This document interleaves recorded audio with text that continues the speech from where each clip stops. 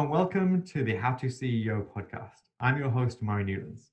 When you decided to become a CEO, the world changed. You can build an amazing company or you can crash and burn.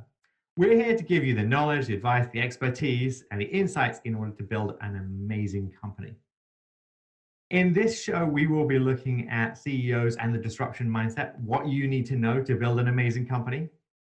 I am delighted to be speaking to Charlene Li today, who's going to tell us all about that and how to build an amazing company. So thank you for coming on the show. Please do introduce yourself and more about your background. Sure. My name is Charlene Li. I'm a New York Times bestselling author. I frequently speak. I am also a founding CEO of a company, Alimeter, which is a disruptive analyst firm that was acquired in 2015 by Profit. Still there, happily there, 4 years later, which is kind of unusual. Yes. And we can definitely talk more about what it takes to be disruptive.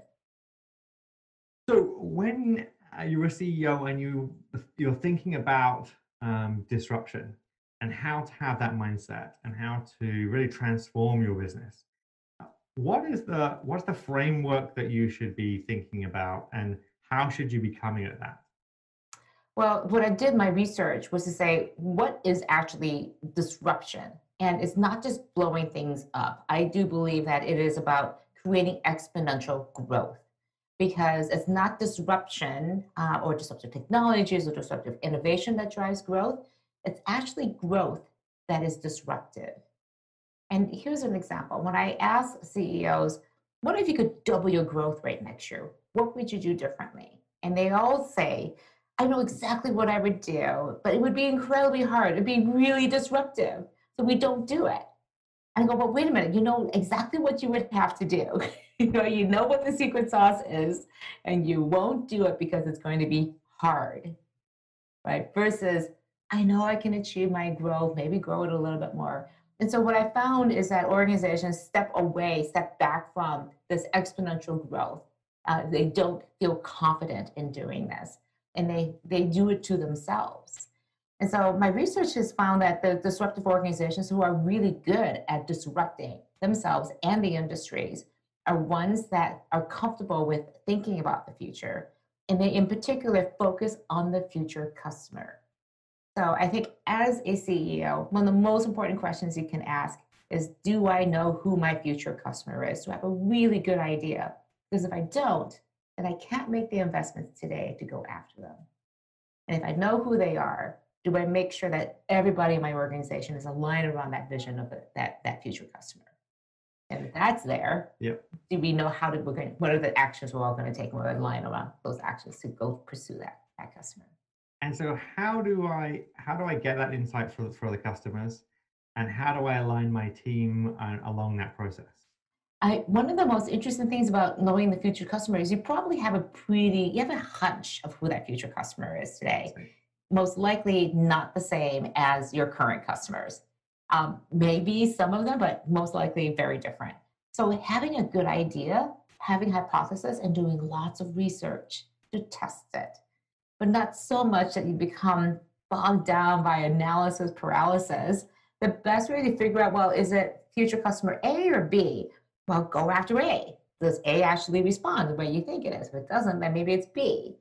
But constantly refining that and seeing which of the directions that really start to make sense, but then tying it down, making your bet, and then moving forward with that. And what I found with disruptive organizations is they get really good at this. They make lots and lots of little bets. They increase their confidence in their gut, because they have proven out with research that they know who their future customer is and they can go and pursue them. So if you're trying to do that, does it always come from the CEO down, or does it come from the team as well? And how do you empower the team members within your organization both to do that research, to bring that back, and what type of signaling do they need to bring back, and how do they get buy-in across the organization? Such a great question. I think the CEO needs to set the stage to say the future customer is important, but then everyone in the organization, every single person needs to be looking for that future customer. And when somebody finds one, They need to send up the flag and say, hey, I got one here. I got a live one. I got a future customer. Everyone, come on, gather around. Look at this. Look at them. And because it's going to be fleeting, it's going to be rare at first. And so when you have an opportunity to do that, you have to go look at them. And this is the difference between what we can do today versus what we could do even just 5 years ago. Today, when somebody in some other part of the organizations sees something interesting happening, they can immediately set up the flag and get that notification. You can even use AI and machine learning to be able to understand where these weak signals are actually very, very important because you're weighting those signals much more. 5 years ago, we didn't have those internal communications tools to be able to do something like this. And that's what's changed. And what are the blockers for companies? Why aren't people doing this? Why is the CEO not doing this? And why aren't people in the organization already doing this? What are those blockers and how do you overcome them? I think the number one thing is because we are rewarded for being 100% right. And if you're going to say, here's a future customer, but I'm not 100% sure that's the future customer, but I'm pretty sure I know who the future customer is going to be next month. So I'm going to focus on something that I know I can get answers to because I perceive that the tolerance for getting the answer wrong is just unacceptable. So this idea of being perfect versus saying, I don't know exactly what the future looks like, but I have a good idea. Will we go on this adventure together? Is it worth going after? Is it worth taking on that risk of being wrong? Being wrong is not what CEOs, quote, do. But I think the best CEOs make these calculated bets, calculated risks. And they know that not everything they do is going to pay out, but it's worth taking that risk for. And if you balance that risk across the board with some successes too as well, then you're going to be a really good CEO because you're willing to take those risks. That's what CEOs do. They go and create that change. But this is what leaders do. They go and find that change and that opportunity and make it happen. How do you start that process with the team? If I say tomorrow I want to start doing this, how do I take that first step? I think, again, say to the team, let's decide who our future customer is and what are their needs. And what I like to do is to use a tool called an empathy map. An empathy map of who is this customer, not defined by their roles or their responsibilities or industries, but given this future customer, have an idea who they are. What are they saying? How do they feel? What do they think and what do they do? Let's stand in their shoes so we can together as a team really understand who this future customer is. Because when we understand them, we can begin to understand their challenges and also how we could potentially help them. And then if you could create a map of after we've helped them, after they've done whatever it is that we're going to do with them, the product or service, how will they think, feel, say, and do things differently because of us? What need are we fulfilling and allowing them to be successful? And the key difference here is you're focusing it on the future customer, not the customer of today. And that's a small difference, but a huge difference. Because if you only focus on customers today, it takes you 6 months to actually implement it. Well, guess where your customer is 6 months further than, and you're serving the customer from 6 months ago. So the more disruptive you can be is how far into the future you will look. If you're looking 3-5 years down the line and preparing for that today, then that's going to be very different. I do this little exercise. I ask people when I walk into an organization to show me their strategy plan, the strategic plan. And they pull out and give me their 12-month budget. That's not a strategic plan. Where's your plan? Okay, and they show me something for 3 to 5 years, and I go, so how is that driving what you're doing today? Like, we don't really believe that. We have to put something down. Right. But you can't create a 3 to 5 year roadmap unless you have a good idea who that customer is going to be and how they're going to be different from the ones you have today. So I would actually posit that most companies do not have a really robust strategy plan, one that allows them to make the sacrifices and the investments and dedicate the resources today for uncertain future. That's really hard for most CEOs to do. So if you're listening to this and you're part of an organization, how do you take this up to the CEO and get the CEO to buy into this? Well, two things. First of all, most CEOs will only focus on three, maybe five initiatives because they only have five fingers. They can't count more than five. So I have five. It's usually three. So whatever it is that you think is important has to tie into those three or five things. And the best thing you can do is to say, here's our idea of where the future customer is. This isn't my idea or me blowing up things. Can we agree that in order to achieve that strategic objective, we need to understand our customers better and our future customers in particular better. So how is what we're trying to do going to serve them? And the CEO was like, I don't know. And you come back and say, well, I've been thinking about this. I've been working on it. My team has been looking at our future customers. And we've come to this realization that they want X and we're not giving them X. And that's aligned with what we're trying to do. So people say, I'm waiting for permission from my CEO to talk about my future customer. No, you don't need permission to do that. Yeah, to do your job well. I can't think of a single function inside an organization that wouldn't benefit from the people really thinking about who that future customer is. And what does it look like when you're starting along that process? And what are the milestones for that? And how do you know you're starting to be successful with achieving those milestones? That's a great question. I think more than anything else, the milestones say, are we feeling more confident now to be able to make a decision today, a hard decision today? I call it the big gulp decision today, to do something very different than what we're doing today in order to go after that customer. Is it really causing us to say and question the things that we do? And you could say in the end, yeah, we're absolutely doing the things that we are doing today.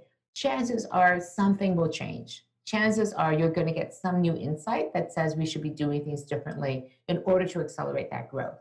And then the second thing is it working? Are you getting new customers? Are you growing?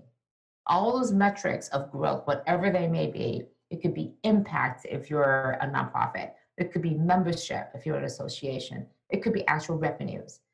Whatever that growth metric is of impact, are you actually seeing those numbers change? Because if they don't, then you're just waving your hands up in the air.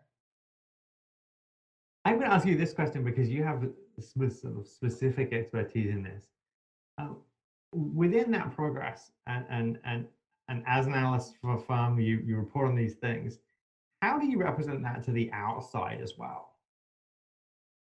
So I'll give an example of Adobe. When they decided to go from packaged software over to software in the cloud with their Creative Suite, right. It was really, really hard for them to do that because people didn't want it, frankly.